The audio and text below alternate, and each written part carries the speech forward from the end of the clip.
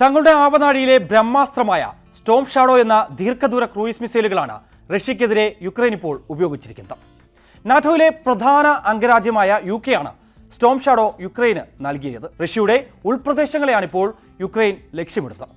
അതിന്റെ സൂചനയാണ്, ആദ്യത്തെ സൂചനയാണ് എന്ന് നമുക്ക് ഇന്നലെ റഷ്യയിലെ കെമിക്കൽ പ്ലാന്റ് ആക്രമിച്ചതിലൂടെ മനസ്സിലാക്കാൻ സാധിക്കുന്നത്. സ്വന്തം രാജ്യത്ത് റഷ്യൻ സൈന്യം അധിനിവേശം നടത്തിയിടങ്ങളിൽ മാത്രമായിരുന്നു ഇതുവരെ യുക്രൈൻ സ്റ്റോം ഷാഡോ ഉൾപ്പെടെയുള്ള മിസൈലുകൾ ഉപയോഗിച്ചു വന്നത്.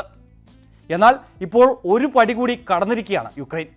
മിസൈലുകൾ റഷ്യയുടെ വ്യോമപ്രതിരോധ സംവിധാനം ഭേദിച്ചെന്നും ആക്രമണം വിജയകരമായിരുന്നുവെന്നും യുക്രൈൻ സൈന്യം അവകാശപ്പെടുന്നു.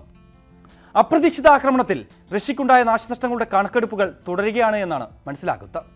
റഷ്യയിലെ ബ്രയാൻസ്ക് കെമിക്കൽ പ്ലാന്റിന് നേരെ ഇന്നലെ രാത്രിയാണ് മിസൈൽ ആക്രമണം ഉണ്ടായത്. റഷ്യൻ സൈന്യത്തിന്റെ ആയുധ നിർമ്മാണത്തിൽ പ്രധാന പങ്കുവഹിക്കുന്ന കേന്ദ്രം കൂടിയാണ് ബ്രയാൻസ്ക് കെമിക്കൽ പ്ലാന്റ്.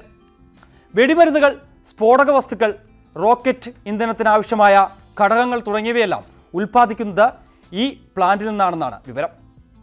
കെമിക്കൽ പ്ലാന്റിന് നേരെയുണ്ടായ ആക്രമണത്തെക്കുറിച്ച് പക്ഷേ റഷ്യ ഇതുവരെയും പ്രതികരിച്ചിട്ടില്ല. എന്നാൽ ബ്രയാൻസ്ക് മേഖലയിൽ യുക്രൈൻ്റെ വ്യാപകമായ ആക്രമണം ഉണ്ടായതും 57ഓളം യുക്രൈൻ ഡ്രോണുകൾ വെടിവെച്ച് ഇട്ടതായും റഷ്യ അറിയിക്കുന്നുണ്ട്. എന്താണ് സ്റ്റോം ഷാഡോ മിസൈൽ? വിശദമായി നോക്കാം. റഡാറുകളുടെ കണ്ണിൽ അത്ര പെട്ടെന്നൊന്നും പെടാതെ ലക്ഷ്യസ്ഥാനത്തേക്ക് കുതിക്കാൻ കഴിയുന്ന ദീർഘദൂര ക്രൂയിസ് മിസൈലുകളാണ് സ്റ്റോം ഷാഡോ. ആകാശത്ത് നിന്ന് വിക്ഷേപിക്കുന്ന ഈ മിസൈലിൻ്റെ ദൂരപരിധി 500 കിലോമീറ്ററോളമാണ്. UK-യും ഫ്രാൻസും സംയുക്തമായാണ് സ്റ്റോം ഷാഡോ വികസിപ്പിച്ചെടുത്തത്. നേരത്തെ തന്നെ യുക്രൈൻ സേനയുടെ ഭാഗമാണ് സ്റ്റോം ഷാഡോ. റഷ്യൻ നിർമ്മിത സുഖോയ് Su-24 ബോംബറുകൾ ഉൾപ്പെടെ യുക്രൈൻ്റെ കൈവശമുള്ള യുദ്ധവിമാനങ്ങളിൽ ഇത് പൂർണ്ണമായും ഘടിപ്പിച്ചിട്ടുണ്ട്. യുക്രൈൻ സോവിയറ്റ് യൂണിയന്റെ ഭാഗമായിരുന്നപ്പോഴുള്ള ഭൂതകാല പാരമ്പര്യത്തിന്റെ അടയാളമാണ് യുക്രൈൻ്റെ പക്കലുള്ള സുഖോയ് Su-24 യുദ്ധവിമാനങ്ങൾ. 1994 സ്റ്റോം ഷാഡോ മിസൈലിന്റെ പിറവി. ഫ്രഞ്ച് കമ്പനിയായ മാത്രയും ബ്രിട്ടീഷ് എയറോസ്പേസും ചേർന്നാണ് ആദ്യം മിസൈൽ നിർമ്മിച്ചിരിക്കുന്നത്. ഇപ്പോൾ യൂറോപ്യൻ്റെ ബഹുരാഷ്ട്ര കമ്പനിയായ MBDA സിസ്റ്റംസ് ആണ് സ്റ്റോം ഷാഡോ നിർമ്മിക്കുന്നത്.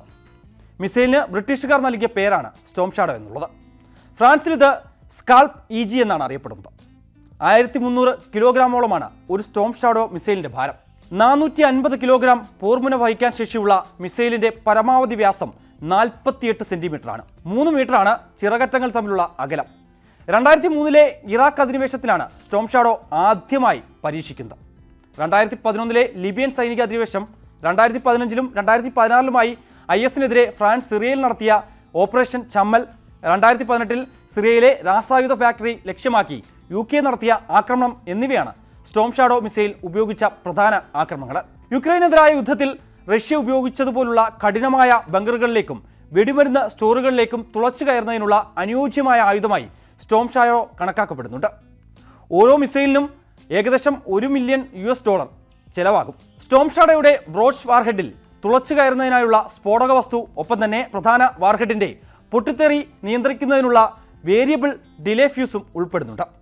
തൊടുത്തു കഴിഞ്ഞാൽ നിയന്ത്രിക്കാനോ സ്വയം നശിപ്പിക്കാനോ കമാൻഡ് ചെയ്യാനോ കഴിയില്ല എന്നുള്ളതാണ് ഇതിൻ്റെ ഏറ്റവും പ്രധാനപ്പെട്ട പ്രത്യേകത.